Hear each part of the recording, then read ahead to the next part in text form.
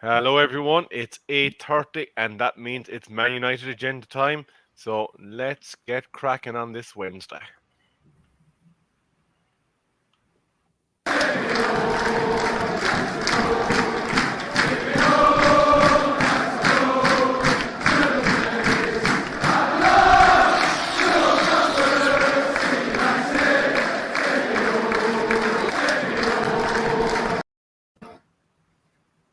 Very welcome back here to this Wednesday edition of the Man United agenda. My name is Rebel, and I'm joined with OMONDI, Mr. B, and Colin.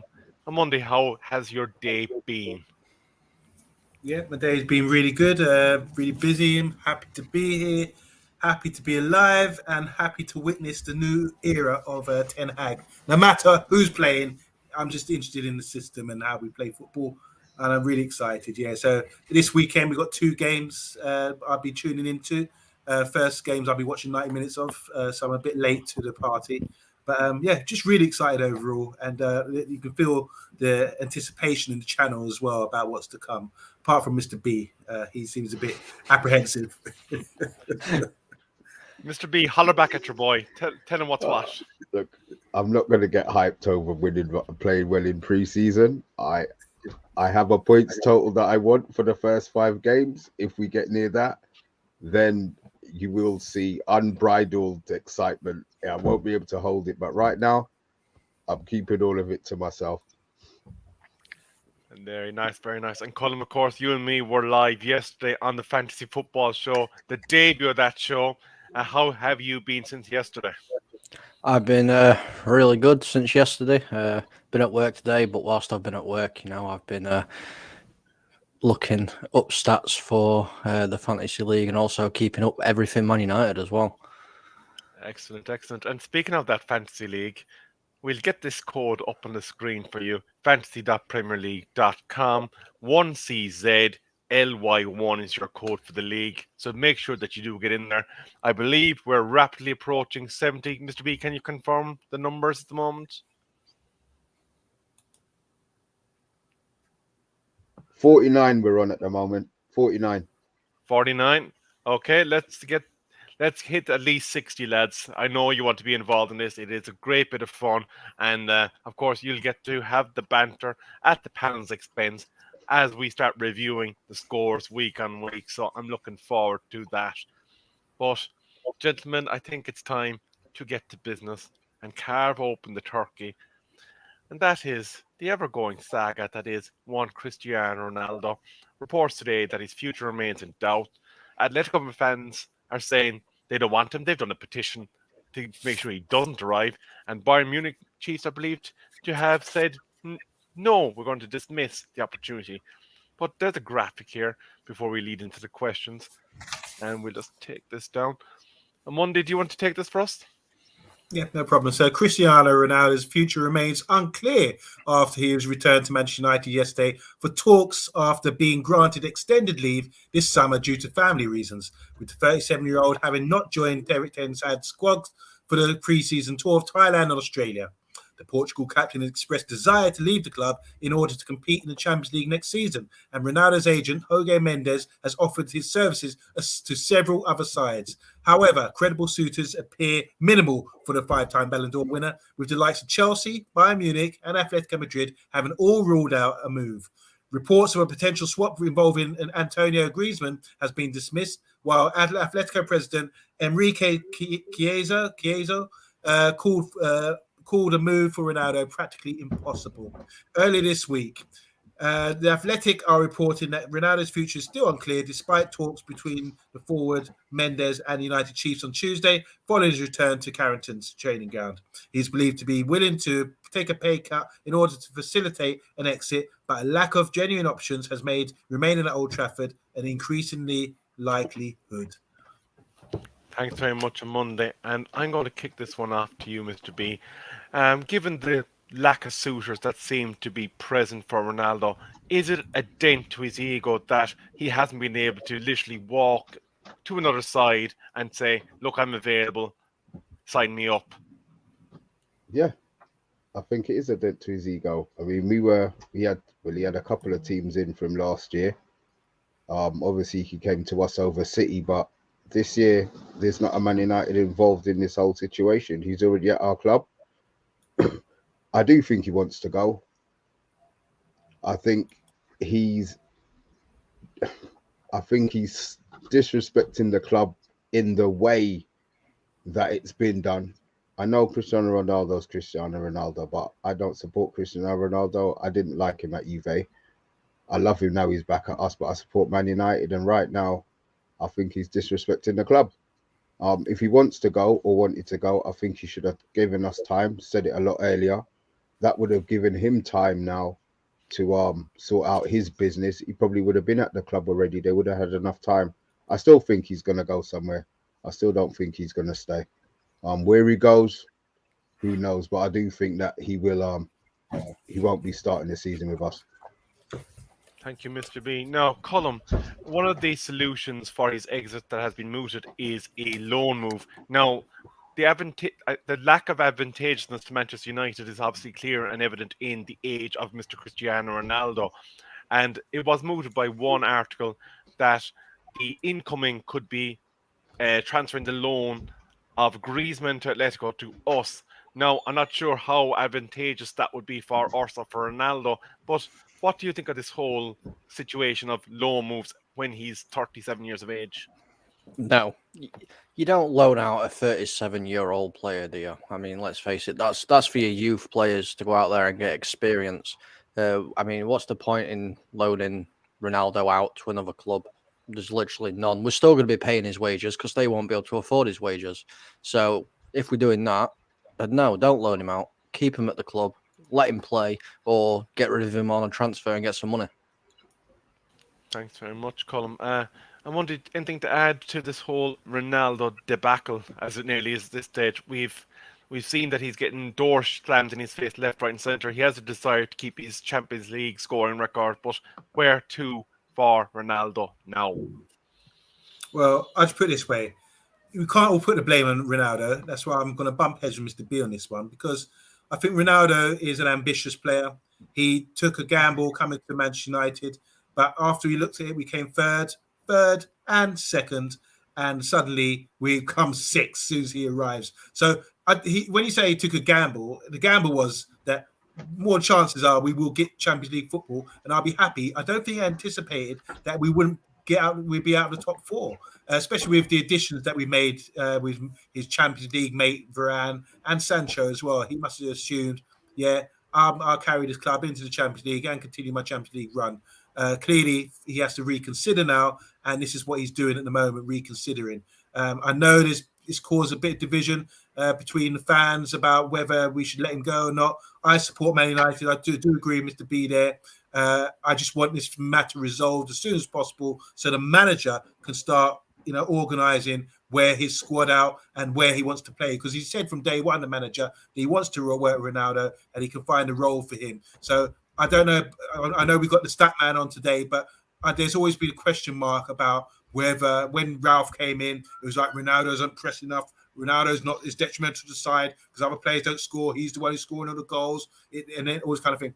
I think Ronaldo can fit in because Eric said he can, and I think it's quite easy to do what Martial's doing at the moment. For example, little subtle movements coming forward, pop 1-2, link up play, finish off, got chances, that kind of thing. I think Ronaldo's got an opportunity to play really well, and as it's been said, he's come back and seen a different atmosphere. I mean, the last time he was there, we were losing at Brighton, and he was throwing his hands up in the air and thinking, look at these, see you next Tuesdays I'm playing with. That's how he must have thought. And he's come back now and he's seen, Eriksen, all right, cool.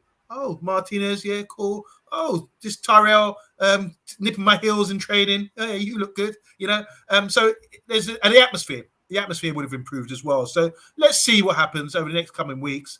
I've got a feeling that he's going to stay based on there's nowhere else to go. You're like you said, you guys, he's 37 years old.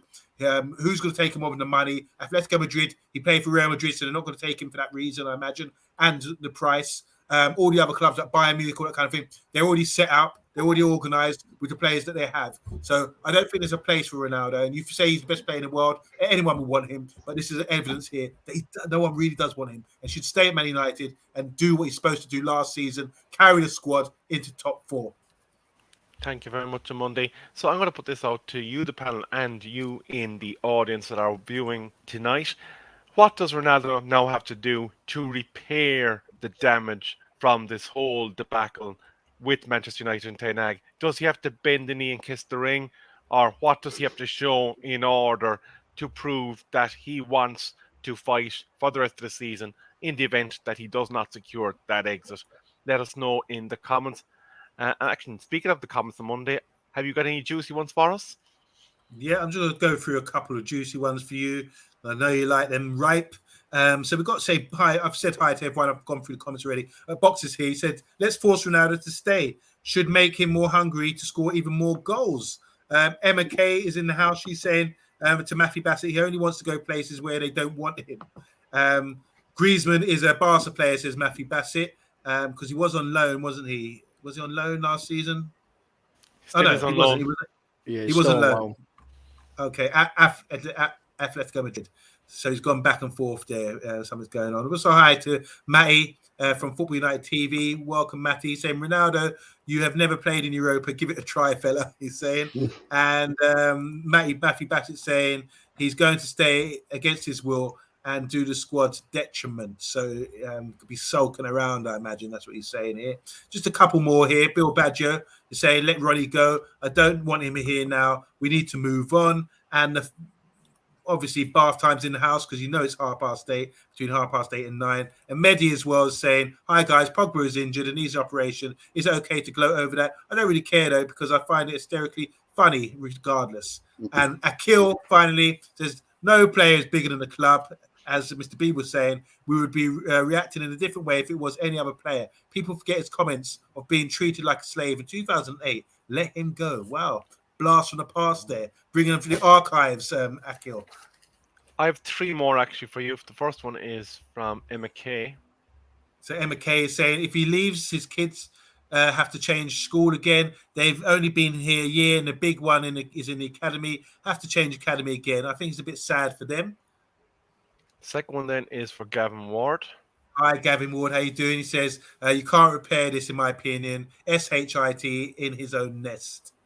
And finally, Eddie's, before we say hello to FC United, who has said hello to us in the chat, the last one is from Eddie's Football Waffle. Hi, Eddie. How you doing, Eddie? He says, I don't want Ronaldo to stay, but on reflection, his agent shows that he painfully wants out too much, and he's not fit or cabulated with Ten Hag's tactics from pre-season. Ooh. So, panel, any final comments on this? Look, just let me get something out of it. We're a better team with Cristiano Ronaldo. I'm not going to deny that one bit. But team harmony, if you've seen on Monday, you've been talking about how happy everybody looks. The press are saying it. People on YouTube, the players are saying how happy they are. Would Ronaldo coming back in to it after everybody knows that he blatantly wants to leave, is that going to rock the boat? That's the part of it that I'm worried about. If he could, I don't know how. Look, you played in a football team on Monday. You run a football team. It takes time to earn that trust again. And do we have the time for everybody to be peed off, for them to be wondering when does he start? Don't get me. I think he can do the job. I think he's all right. He's 37, but it's clinically proven that he plays. His body's a lot younger than that, maybe 30, 31. So him doing the ugly side of it is no problem. Him playing in Martial's position with his head on is going to be causing opposition chaos. But for the team morale and for the whole team ethic, I'm just not sure if it's better for him just to bounce. Thanks very much, Mr. B. And as one of our any other business topics is actually kind of linked to Cristiano Ronaldo, I'm going to bring it forward and directly link it to this topic. And that is that Christian Eriksen has scored behind closed doors in a pre-season game and Cristiano Ronaldo was in attendance watching on. So, is there anything that we can read into Cristiano's presence at that preseason game? I'm going to go. I'm going to start with this. I just think it's good news. Eriksen's on board. Welcome, Christian Eriksen, to Manchester United Football Club, and hopefully we'll be talking about you throughout the season in our post-match reviews and dribbling and drooling over what you've done in our games, because he goes a bit of a player that's sort of unheralded, I think, as a player. He's such a talented talent, but he's not a big head. He's a bit like Paul Scholes when Paul Scholes was playing football. He doesn't want the plaudits. He just plays football. He's a team player, and he scored today. And he's got such good feet, left foot, right foot. It was a great start against who was it, Stevenage or Wrexham or someone. It doesn't matter who they're playing. It's just about getting down to business, and that's what we seem to be doing right now. So Eriksen is a vital, key player for our team because he's going to make us gel together. And where we talk about Ronaldo, everyone thinks singular Ronaldo, talk about him in the third person, all this kind of thing. Then you've got a huge contrast, and we talk about Christian Eriksen, who's all about the team and uniting the team and making us play better and bringing a lot of harmony into the team as well. So I'm really encouraged having Eriksen on board. Colin, I don't know about stats, but I'm bigging him up. But I think there was a stat saying he's only behind Kevin De Bruyne in a period of time about assists or contributions and that kind of thing, which is the hidden thing. We all, Bruno scored penalty, Bruno got goals, whatever. But there's stats that you have data these days, isn't there, where it says leading to goals, chances, or all these other things that people like to stick on. But when you're watching the game, he's a beautiful player. I don't know what you think about that, Colin.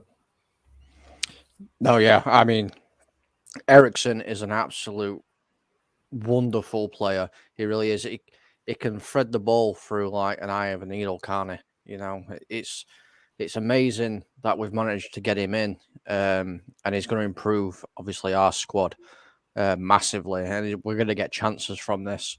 In regards to Ronaldo being there today, I'm going to look at this from a different way. I don't think that affects anything. I think that's just to stay face. I think he's turned up just to stay face, you know, and as you were on about before as well, can he come back from this? Of course he can. You know, what he's doing right now reminds me of that awful incident that we had where he got Rooney sent off and everybody was slating him. What did he do? Came back to United, scored goals, everybody loved him again. So if he stays at United this season and he scores goals, everyone's going to forget about this. Thanks very much, Colm. Now, there is 36 of you in the chat, so please do consider giving us a like, a share, and a subscribe. The channel does really appreciate any interaction that you do give us, and as it helps us grow and reach out to more Manchester United fans, bringing you all the latest Manchester United news. And speaking of Manchester United news, even though he's been on the cards for quite some time now, Mr. Martinez has finally been officially announced for Manchester United, and we do have another little graphic for you, so let's bring that one up, and I'll actually take this one this time on Monday. I'll give your voice box a break. So it says Manchester United manager Erik ten Hag was keen to be reunited with the 24-year-old who he signed for Ajax back in 2019. He joins the club today on a 5-year contract with an option for a 4-year, but the base contract is until 2027. Speaking on this, he said, "It's an honor to join this great football club. I've worked so hard to get to this moment, and now that I'm here, I'm going to push myself even further. I've been lucky enough to be part of successful teams in my career, and I want to continue that at Manchester United. There will be a lot of work to get to, but I firmly believe that under this manager and coaches and together with my new teammates, we can do it," he said. And Ten Hag has stated about him, he's a warrior, and I think the fans will admire him. He has an attitude, a fighting spirit. He brings aggressiveness in the game in a good way. I think we needed that, but he's also skillful. He can deal with the ball, and he is left-footed. Colm, how significant was it to bring in a left-footed centre-back? And can you tell us anything from you're looking at of his stats of significance? Yeah, I mean, United have been crying out for a left-footed centre-back, aren't they, really? It means now that our captain, Harry Maguire, can play on the actual side that he's meant to be playing at, instead of playing where Martinez is now going to be playing. So that brings up massive importance. He's a big, powerful person. Well, not tall, but he's a powerful lad. I've seen him play against the likes of Lewandowski, Haaland, all these top name strikers, and kept him quiet for 90 minutes. So he's no pushover at all. It's like, obviously, stats as well. Defensive wise, it all stands out. Everything stands out compared to what we currently have. He's averaging what? Let me have a look. Hold on. He's averaging 48 tackles a game and coming out with over, where is it? Hold on. 46.9% success rate. So having somebody like him in the squad is going to be a massive help to obviously help Maguire with the way Ten Hag's going to play. Excellent. Thanks for that, Colm. OMONDI, I know you're the resident defensive guru here in the Man United agenda. And of course, Mr. Martinez is likely to play on the left-hand side of the centre-back partnership. What do you think he adds to what was a, I suppose, lackluster defence last season? Now, albeit that there will also be coaching differences this season. Pass Martinez on the left-hand side. I say, don't want no short men. There's so many. Oh, God. I'm really excited about Martinez. As you said, this player is a baller. And now we're in the era now where 5'9" centre-backs can come in and blend into the Premiership. We used to be like a crowd watching thing like that, bypass midfield, kicking it up, crashing it upfield, that kind of game. But now the game's evolved a little bit, and we can play the ball on the ground. Most of the pitches are like carpets, which really helps these players. I think anyone can get out there and play. I would love to be playing these days. I know, with all these sort of like 3G pitches we have these days, it's beautiful to play. It's just like playing on a bowling ground, a bowling pitch or something. So Martinez is the new modern sort of player. He's been brought in for a reason, because Ten Hag's identified him as someone to be crucial to our build-up play. He's got good technique. You can't rush him. He pinches the ball. He intercepts the ball. He reads the game really well. And he's ruthless as well. I said it, yes. He's ruthless. He's got that ruthless aggression. And that's a close slogan we're going to have on someone's shirt very soon. But that's the slogan for the Man United agenda. And we like that. A lot of, someone was saying in the comments, we've been missing that for a long time. Someone who's got that kind of aggression, that winner's mentality. And he's Argentine as well, so they seem to have that, I like him as a player. It'll be very interesting to see how he slots in. I think it's all about balance. Yeah, with centre-back partnerships, you can have a slow man and you can have a quick man to sweep in. You can have a tall man to win the headers and a short man to play ball. It's about balance, isn't it? You had Vidic and Ferdinand, two different players, but bring them together. They work well as a partnership. Hopefully, we're going to see there's a variety of partnerships we can have with Martinez. But the most important thing, like Callum said, he's left-footed and he knows how to bring the ball out from the back.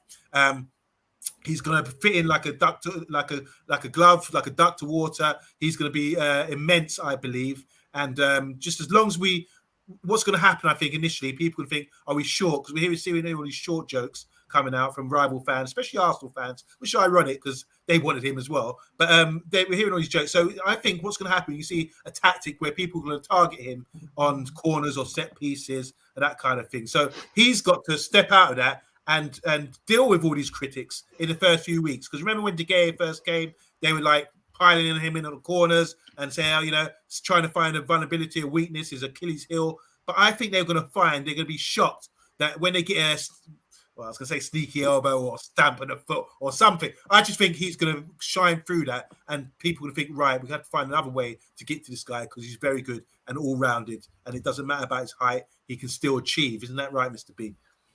Tell them again. Tell them. All about partnership. All about partnerships. My question, though, we were linked with Timber, who is right-footed. Do you think that we've got now that Timber obviously turned us down for whatever reason? Do you think we've got the better option in Martinez for team balance? That was just a question I was putting out there before I In a word, I think it's good. I think it's overall good because, like, we did want Timber initially, but now I'm looking at it. I'm thinking, okay, it's fine. We take Martinez is just as good as a good an option, and then we can look at different varieties of how we use him rather than Timber, two right-footed guys, whatever. That's the bonus I think of having Martinez in. I'll be honest. I didn't know much about him before we were linked with him. Obviously, Timber was the one that we focused on for ages, but Gabriel Hines used to make those not last six tackles, but tackles that he meant to make, like aggressive. I see a lot of that in him. The height wise, I'm not bothered about. I'll be honest. He's not 5'5", so it's not like he's a midget. So I have no problem his height. The fact that he already knows Ten Hag system is a bonus for Manchester United. He played today. For the first half of the behind closed doors games that Eriksen scored in. So I think he's already adapted himself. So I can't wait. He's the one who I'm really I know what Eriksen can do. So my expectations of him are very high. But Martinez is the one I want to see how he plays with Harry Maguire, how he plays with Varane. How he plays. Well, yes, I can't. It's not going to be playing with, but yeah. See, I expect him to be playing every single game. From the Brighton game, I expected him to be in because I know he hasn't not been training at Ajax, so I expect him to be in from the first game of the season. Right now, it's Varane or Maguire who are breaking. They will say Varane can't be breaking nothing. Who are trying their best to get themselves back into that squad because I think it's going to be Martinez +1. And speaking of centre backs, Mr. B, this gives me an opportunity to segue into yet any other business article early, and that is that Leicester, I believe, have quoted £70 million for Mr. Fofana. Now, given that there is talk that Eric Bailly, Vitor Lindelof, Axel Tuanzebe, Phil Jones could all depart the club before the window closes, would you take the four of them leaving for £70 million Fofana? No, I don't see why we need to be spending £70 million on a defender. We've got other positions that blatantly need filling. And another centre-back, I don't care how good he is or how good his future ceiling is, that's not a position that we need. And it's definitely not for 70 million. We've got the centre-back, we've got the England captain and Champions League Varane. I'm quite happy with that as a first choice fighting machine. We don't need to be looking at another centre back. We need a right winger. We need another central midfielder. We need another striker maybe. So no, definitely not for me. Thank you very much. Thank you very much. Now, there's 42 of you wonderful people in the chat, so I'm going to take this opportunity to remind you that if you did miss the fantasy football season preview that me and Colm were part of yesterday, please do give it a watch back. And any questions that you do have for us with regards to fantasy football, please do not be afraid to post them in the comments of that video, and we will be sure to get back to you. We also plan on running a show segment called FAQs or viewers' questions, so make sure you do get those into us, and we may even feature them on the show. And if you do wish to join the Fantasy Football League, it is fantasy.premierleague.com, 1CZLY1 to get involved. Now, OMONDI, do you have any comments from our viewers on the whole defensive situation, and are they all welcoming in Martinez? Okay, so after I've said I can't wait to see Martinez eat the gayest face when he doesn't come out for crosses. Gavin Ward said, I think Martinez is the best signing we've done in ages. Bring brain, brawn, and versatility. You should have used another B there, 3 Bs. Versatility would do. HG Gamer saying, if God wanted us to play football in the clouds, he'd have put grass up there. I think that's a famous quote or something, isn't it? From someone. Elias, how you doing? Says, we need to get Malo Gasco in right back. We need a centre back. We need a DM, Sangara, and a centre forward. Eddie, Football Waffle, is saying, OMONDI, are you saying Martinez and Maguire will be the Rio Vidic Part 2.0? Steve H is in the house. How you doing, Steve H? He's saying, who would you play at centre back? Varane, Maguire, and Martinez. So he's looking at partnerships. Bill Badger is saying, imagine Bailey and Martinez in entertainment. Eddie again saying, Matt, I agree, but I hope Martinez is not taxed by covering Maguire too much. Eddie, you need to come on the show. Don't like this. Callum, just log this for me, please. It's add to my hit list. Emma Kay is saying, I'm way more excited of Martinez than I would have been of Timber. Gavin Ward is saying his physicality suits English league more than Timber, in his opinion. 70 million. We talk about Fofana. He was Boxer saying 70 million. He would want Fofana and Maddison, saying that's a lot of money. We're going all the way to Holland now to our favourite Dutch correspondent for the Man United agenda. That's Vincent. How you doing, Vincent? He's saying when Martinez played our bitter rivals, Feyenoord, he became particularly nasty. Liverpool, beware. That's right. And finally, a couple more here. Eddie saying, Bill, I hope Martinez and Bailey is the partnership. No one will mess with those Warriors. And Steve H is saying, we have a massive squad, plenty of deadwood. City operate 22 players, and it's proven. So there you go. Thank you very much, OMONDI. And now we move on to another player that has been mentioned many times on this show, and that is Ajax's Antony. Ajax are believed to be raising the stakes on Manchester United by increasing the price that they want for their asset. And given what we're about to read now next, maybe there's justification in that. So Monday, will you take this one away for us, please? Most certainly. Just removed his banner. So you want to talk about this man, not Martinez, you want to talk about Antony.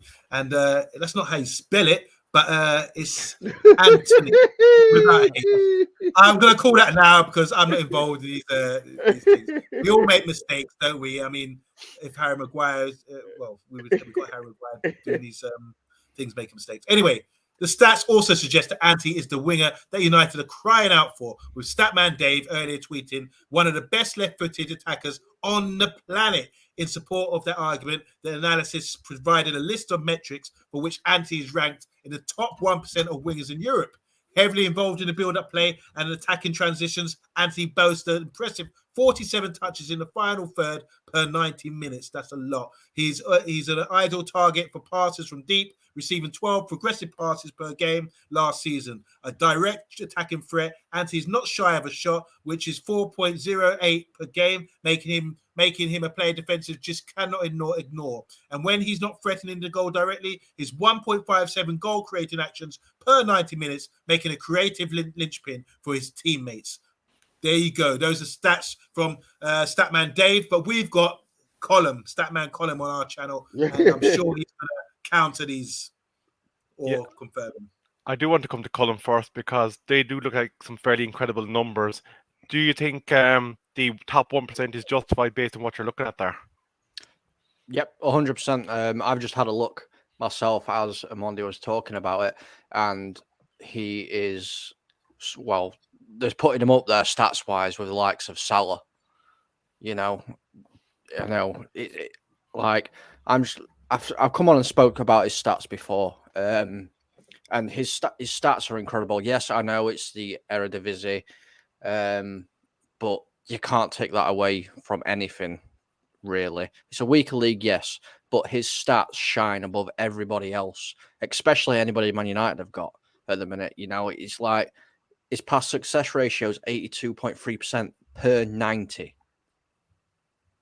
So he's nearly hitting, he's hitting high numbers per 90. His cross success ratio is 25.8 per 90.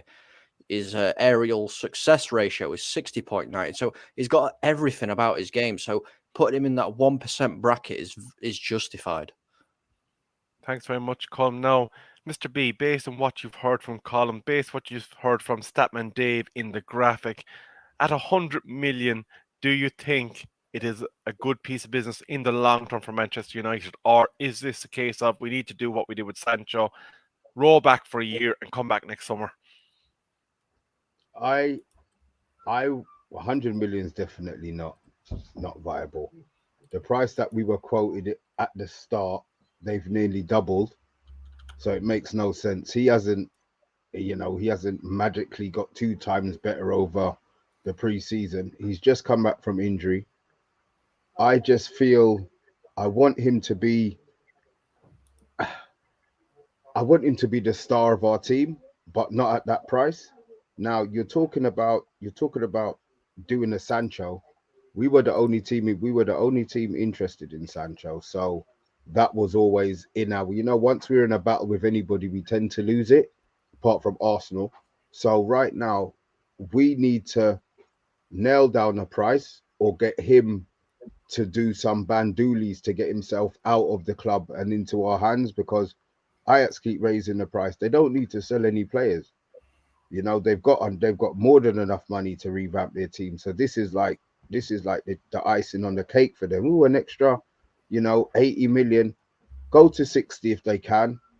If not, then I have no idea what to do, to be honest. I'm sure, there'll be people coming up in the chat with this player or that player or that player, but we've been linked with him for so long. He feels like he's our player. To me, he feels like he's our player. And at the moment, the more we keep dilly-dallying and off-putting things and bargaining over and giving them the option to increase the price that they want us to pay, it's winding me up. The good thing is we've got Sancho popping it on that side, but injuries aside, these things, lack of form, there's a lot of things that can hinder the progress of the club. So if we can get him in before the season starts, great. But if not, then do it in January. That might be an option. Thank you, Mr. B. Now, on Monday, I'm going to give you a slightly different look on this. We know what Ajax have quoted for Antony at this point, but a guy that we have examined, a young fella from Salzburg, Sesko, scored what looked like an absolute incredible, powerful running goal today in pre-season against Liverpool. He bombed forward with the ball, laid off a quick 1-2, and coolly dispatched it to the net. We were quoting us somewhere, I think, in the region of 60-65 million, which at this stage is significantly less than the Antony deal, and this guy plays centrally. Would you be inclined to, although overpaying for this guy, switch direction if we do need to get in a forward in this window? No, I think Salzburg need to keep him. They've already sold Karim to Borussia Dortmund this year, so I don't think they'd be selling him just yet. He's just coming to light now. I think we just need to be patient with that deal, because paying that sort of money for a youngster at 19 years old, I don't think that's the way to go forward. I think what we need to do with our business is just take little baby steps towards our goal. If they're saying 100 million, then walk away. Simple as that. Because that's far too much money for Antony. Now, I'm looking at the stats. You know me, I'm an eye test man. I managed to watch extended highlights of Ajax versus Shakhtar Donetsk the other day at Ajax. It was a lovely atmosphere. It was all for it was like a friendly game against the Ukrainian team. They scored a good goal early on, and then Ajax kind of dominated the game. They're looking okay. I was having a look at their setup, how they're looking. They look like they're playing at home, obviously, but they look very comfortable on the ball. They're doing their thing. But Antony gets a lot of space out wide, and he had a lot of chances in the game. What he does, gets the ball, drives into the box with touch. This is where he gets his touches from. So don't be fooled by that stat. And then he'd cut into his left foot and shoot or curl it in to the danger area, that kind of thing. He scored. He sort of assisted with a goal, with a header. But I just think it's a system that allows him to be a good player for Ajax. And obviously, if he came to us, it would be the system again, which will allow him to get that space, to get him on to do one-on-ones, which will make him a good player. So I think if they're playing the arse now about 100 million, maybe we do need to look elsewhere. But I don't see Sesko as a like-for-like replacement. Sesko, I think, plays down the middle. He's a sort of target man, number 9 sort of guy. I don't see him playing wide. I just think it's a completely different option. So the option, even though I like him as a striker, that's too pricey too. So like you said, we keep getting deals, or once soon as we mention, oh yeah, we're interested in this guy, suddenly like, Man United are interested, up the price, get the share prices up, up the prices, let's sell this for big, that's what happens to us all the time. So why don't we just move in silence like some other clubs, and just say, oh, we're calling from Fulham, just seeing we're interested in this guy, how much do you want? Oh, Fulham, we'll give it to you for 20 mil. And then just say, psych, we're really Man United. 25 fine. We take that. Don't do that. That's the way you got to go about it. Because I'm fed up. Like, Ajax are really taking the birdies now, talking about 100 million for this guy. A few months ago, they were talking about maybe 50 million. You know, it's getting ridiculous. But one thing I will say, judging by the atmosphere and the reception that Antony got yesterday by the home crowd, it's like they really wanted to stay because every touch he had, it was like, oh, everyone off their feet. You know, and they really, when they would call out his name, he got a big cheer as well. So he's really loved there. But I just think, as you know, they're sort of making moves with his agent. He doesn't want to be there. We've mentioned the quote he said when Ten Hag's left. That if you need me, I'm there. One phone call away. He's got a World Cup coming up. It would be ideal if he came to Manchester United, lift his profile, so the Brazilian manager does pick him maybe ahead of Rafinha, because really Rafinha's made a good move right now, and he's sort of direct competition for him. And he got who's the guy from Everton's gone to Spurs, Richarlison. You know, he's made a move. You know, and these are three guys that could be a front three, maybe for the World Cup. So he needs to really think about what he's doing. If he doesn't start knocking on the door at Ajax and Van der Sar and all these other guys and start demanding a move, he could be stuck at Ajax, and that could be detrimental to his World Cup thing. And big players only get like 2-3 World Cups a career to really make their name and step up. So I think this opportunity, he should start pushing price down and start saying to the Ajax that he wants to come to Man United at a lower price. I said the other day 50 million max. I would go maybe, because I'm seeing that Martinez was actually 65 million. I'm reading today when I heard 65 million what? I've heard it. I don't know. I'm seeing 65 million somewhere, Mr. B. But I heard it's 45 initially. Or euro. Okay, fair enough. So I would take 65 million euro for Antony, but that's about it. Let's just try and work a little something, man. Okay. And do that little trick, that phone gag for them. I'm going to cut in there just briefly before we go through the comments. And this one did catch my eye. It was from Box.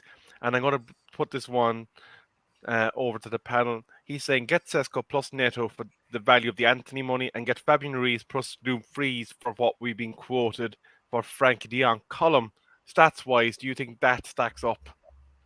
No. Antony is a must in my eyes, because you're not only getting a right winger, he can play left as well. And, you know, he knows Ten Hag's system, so he's going to be able to slot into that straight away. I'm going to agree with the second one because, as we all know, I'm sick and tired of de Jong. And I think getting two players for the one, it'd be better. We've talked about Ruiz before, and I'm a good admirer. He's a very good midfielder. And Dumfries is better than Dalot. I don't even have to look at stats to see that he's better than Dalot, but if I did, the stats would prove it as well. Thanks very much, Colin. Before we get to the last, any other business item, and I let Monday, you also Monday wants you. And before Monday, does read the last of the comments before the last AOB item. On Monday, the floor is yours. Yeah, I just want to say about this comment from Box as well, just to add to what Colin was saying. I think I'm going to make a big reveal here now, guys. So don't go and change your tactics or your team. But I put Neto in my fantasy league team. He's coming back from injury. I really like him as a player. I think he's tactically sound, good technique, and he's going to blow. He's one of these players who's going to blow up. So Neto from Wolves is a player I really admire, and I think he could be an Antony for us if the price is right. Clearly, it's not with Antony. So, yeah, just to throw that in about Neto, I rate him as a player. I think he's a very good player. And I think there's a big side sniffing around eventually to see if he's fit this season and whether he's going to improve on what he's already shown the previous season. Thanks very much on Monday. And as you mentioned, fantasy football, we'll get that caught up one last time in the show. 1CZLY1. So on Monday, will you take away a bank of comments before we get to the final bits of any other business? I'm going straight to the source from Holland because I love it. Vincent, love you coming on. He says, Ajax fan base is divided on Antony. We know he's not worth 100 million, but we have no players left for the Champions League. The club board's selling strategy has also changed since Overmars left. I want to add to that, but I won't because I know a bit about that. Steve Fletcher, how you doing, Steve Fletcher? He said, hey, Matty, drained, mate, just finished football, had to check in. You good? So Steve Fletcher's playing football, hopefully. Do you play, you got left foot for Steve Fletcher? Do you play on the right wing at all? He's still in that bracket where you can actually link up and get a trial for Man United. He's also saying Omondi needs a job in the United recruitment team, and I will recruit you. I'll come and watch your five-a-side and see how you're doing. See if you can play for us. Box is saying Rafinha made a move from Leeds to Barca. I think that deal was done in February where you can agree personal terms. And while saying on a scale of 1 to 10, how would you rate Man United transfer window so far? We can come back to that maybe. Steve Fletcher saying when it's United, they report the price plus add-ons, not just the initial hit. And I'm just going to go up here. No, sorry, down here. HD Gamer saying Neto is good. Just need to start scoring and assisting. And just a couple more, if you don't mind, about the Solskjaer, RB Solzberg from Box is saying have another youth striker called Noah Ofora. Yes, actually, I forgot about him. Box is a genius, isn't he? And Anwar saying 100 million euros is too much price. Antony wants to be United badly, badly, and Ajax should accept negotiations. One more by Gavin Ward. The question will be, can Antony handle the physical aspect of the English game? This is why Neymar has never come to England. His stats would be tarnished if he came here. So there you go, guys. Thank you very much on Monday. Now, before I come to you for your bits of any other business, I do have one final bit, and that is that there was mooted low moves for Savage and Iqbal, but during the show, I did see a post that Iqbal, following his impressive preseason, is likely to be kept around the club. So, how would you feel about Zidane staying put for the season? I'm delighted. Absolutely delighted. I think Zidane Iqbal is a talent. I love to see technically good players with confidence as well. What he's done in those 3 games on tour so far has been, or 4 games, it's been outstanding. I mean, the confidence of the young man to come on the pitch and demand the football and to pop it to feet. Yeah, give and go, dictating to man. And it's getting to the point now where players are passing to him because they know it sticks. And just to give you an example, in contrast to this, there was an allegation that was made on this channel as well that Donny van der Beek wasn't getting the receiving passes, because sometimes you don't respect it in a team. You look at players, I'm passing that dude. I've got a click here. I'm going to pass to my man, pass to Rashford, I'm going to pass to him, and that kind of thing. Or you don't respect players enough. I'm not giving to him in tight areas. Yeah, the man in your back or something like that. But with Zidane Iqbal, you can see what really impresses me. You can have a man in your back. He's already, you know already from training with this guy. He's already popped, scanned everything, said, yeah, feet, bum, pow, and give him go and that kind of thing. So, outstanding little player. He deserves that jump. Usually do the jump is go from the reserves or the young youth team and then go on a loan or sitting there under 23 or something. He's making that jump into the first team squad, which is outstanding when you think about it. The Manchester United first team squad. So fair play to him, and that's a great scouting or knowledge of a player from the manager who doesn't care what age you are. He's got the ability to do it. That's why he's on his case. That's why you heard him swearing at the man. I really love him. I know, Colin, I don't know if you got stats on Zidane Iqbal, but if you do, drop them for me because I'm going to get turned on by this guy. I love him so much. While Colum's looking for that, I'm just going to briefly ask Mr. B what he thinks the boxes comment that Savage would benefit from a Garn-style loan move. I agree.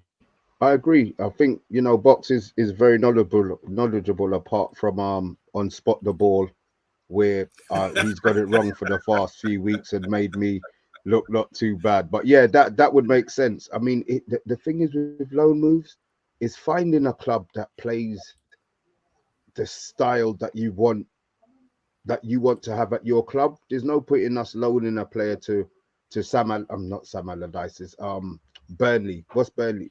Burnley last season. None of our players play that style, so it's finding. I think Forest helped Garner a lot because they actually played with the ball on the floor. Even now, when you look at them in pre-season, bloody Henderson with the ball at his feet on Monday. Whoo! He's not looking too bad. Yeah, he's really not looking too bad. And then they're playing out. So it's finding the club. If they find the right club for him, great. If not, keep him and let him learn. He will get Coca-Cola Cup games and early FA Cup. And then if he impresses in that with what he's doing in training, he will get his opportunity. The problem with youth is you don't get the consistency. And right now, he might have 1 great game and 2 bad games. Does that affect his confidence? Does that mean he doesn't get picked for another one? I think maybe they need to go out on loan, right? Find their level or find their range, find their level of consistency because once they've already been identified at the club, and by now our specific manager, that these are players that he wants to nurture. So whether it's done at the club or not at the club, if it's not done at the club, trust they will have men watching them. Ten Hag's not one of these hurry come ups. He's gonna have proper stats and proper whatever he needs, the numbers that he wants to be looking for these players. So either way, I think they'll benefit. But I would rather they stayed. To be honest, I would rather they both stayed. Thanks very much. Now, Colm, Monday's hungry. Feed him some Zidane baths. That's dinner.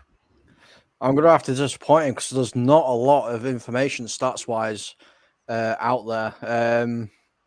I mean, what I can tell you is under some of the coaches, so I've detailed searched Zidane under coaches. So Neil Ryan, he only got 16 games. He's scored 7 goals in those 16 games, 1 assist. Neil Wood, he got 26 games, 4 goals, 1 assist. So he's not a bad player. I'm looking forward to seeing him next season because I want to see what he's like. I mean, I look at him and I'm like, De Jong who? We don't need De Jong. We've got Iqbal. There we go. We just saved ourselves 80 million. You know, I think he's going to be a really, really promising player for us this season. And as for Savage, I think he could do a low move out there. He played really well next to him. Next to Iqbal in the preseason friendlies, but I don't think he's quite there yet.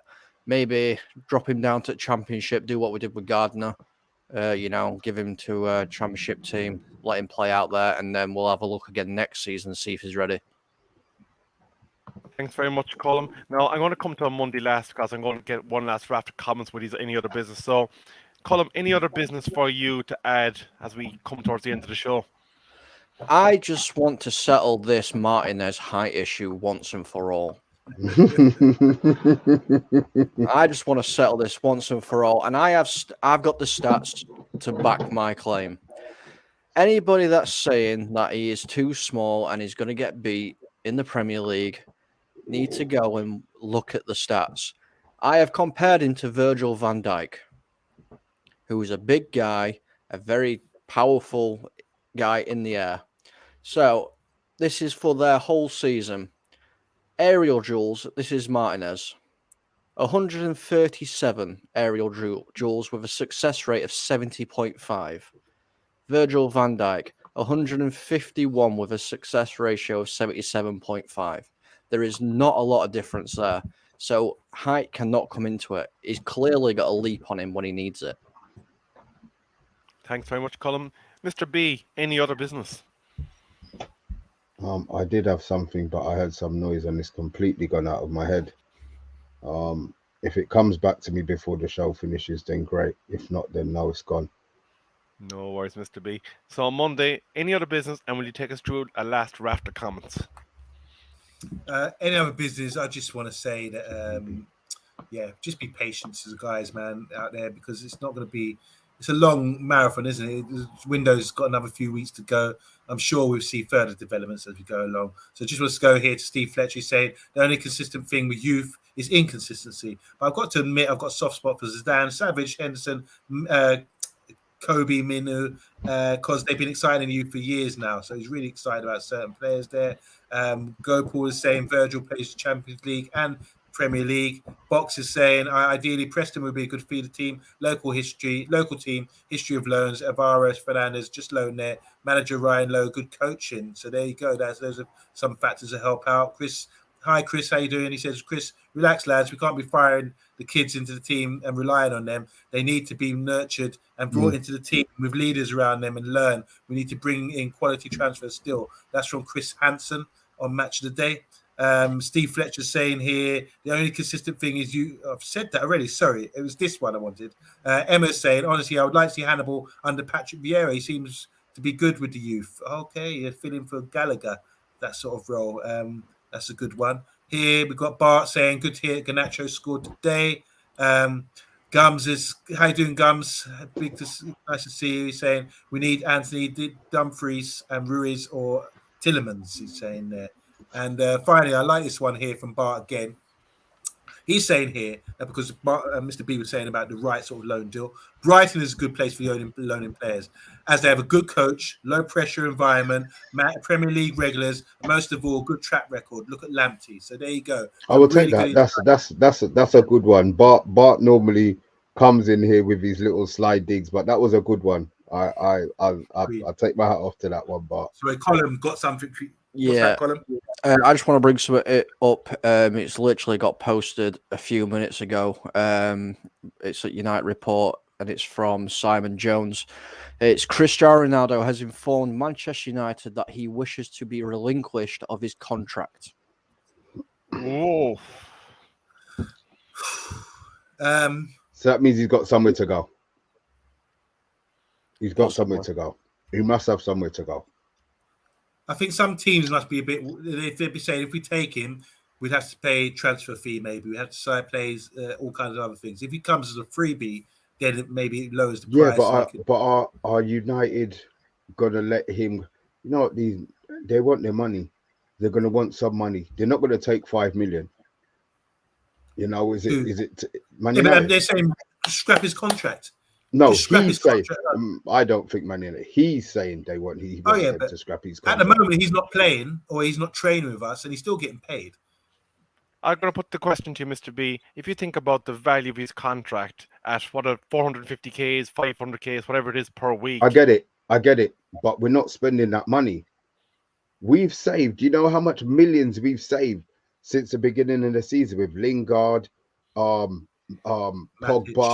Matic. Do you know how much the club's not seeing that money? If that's the case, then they could have put all of that 17 million that they saved and topped it up to put it on to the end of whatever the 50 million that they already had. I know football doesn't work like that, but they've saved a whole load of money. So what, we're going to save more money again? 400 for what? It makes no difference. It's not going anywhere. I want to come to you, Colm. MK is asking, relinquish, does that mean he pays his own transfer fee then? So relinquish is basically he's paying out his contract. He doesn't want to be at United. So yeah, in a way, he'll just walk away from the club. Yeah, but the club get no money. This is what I'm asking. Is the club going to get no money? We would save money on his wages. Yeah, no, we get the wages from. But they don't see it like that though. That's my point. They're not going to see it like that. Surely they're going to want a nominal fee. If he wants to go, let him go. If he wants to go, let him go. We may well struggle, and it may well come back to bite us on the arse. But let him go if that's the case. Mr. B, how much is? I don't know. I can't do the maths right now. But over the season, like he's got a year on his contract, whatever. How much wages would we pay him? How much money would that be for wages? That's nearly $1 million a month, isn't it? More than $1 million a month. 2 million a month. More than $1 million a month. 2 million a month. Yeah, 24. So it's 9 million. 25 mil. So that's 25 mil. So we let him go now. We've already saved 25 mil that we know we have to pay this guy over the season. So I just think if he wants to go, and he's saying that now, because one thing we haven't heard is from Ronaldo, and I want to see an interview with Ronaldo, a quote with Ronaldo. He's not going to say that. He's not going to say that. Yeah, I know, but for the fans as well, I mean, save face, just come out and just say what you mean what you say, instead of us following this saga and just not knowing what to think. You know, because we're hearing it from his agent, we're hearing little quotes from the manager saying he wants him. You know, we should need to know the truth, what's going on. He should be like Kevin Keegan, getting the steps of Old Trafford and in front of all the fans, just tell them how it is. Well, like where we're saying about obviously this new club that's coming in. There's also another one saying Ronaldo actually had an agreement with Chelsea, but Tuchel blocked it. The chances of going to Bayern are currently at 5%, but Napoli are now in. Are they in the Champions League? I think so. I'm sure they're qualified. So there you have it. He only wants Champions League. So I said, look, if he's gonna go, that's it. It is what it is. So there you have it, folks. The temperatures got raised a little bit by that bit of breaking news from Colm. We would like to continue the conversation with you in the comments after the show. We will be back tomorrow night at 8:30 again for the latest update. And I will plug another channel. I'll be appearing on Del Boy Gooner's season preview of where we will think that each club will finish next season. So do join us for that. I think it's at 7 o'clock on Del Boy Gooner's channel. But we will be back on this channel same time, same place. But for now, a Monday, me, Colm, and Mr. B bid thee all an adieu and a good night.